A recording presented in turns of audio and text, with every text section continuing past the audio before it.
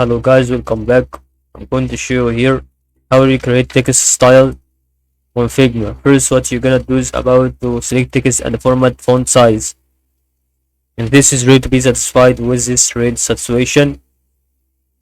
So what we're gonna do is about to add a text. We can start to make it bigger. Hello. So what you're gonna see right here is really to be making this kind of text is more wider. You can actually start to go to the style icon on the right corner, or maybe going to that part.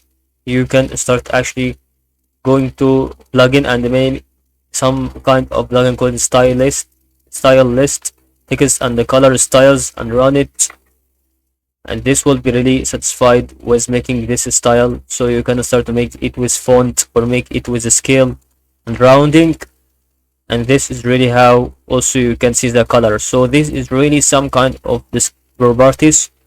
You can see the type of font and the scale and the color, and that is all about here. Also to change the color here on the fill section.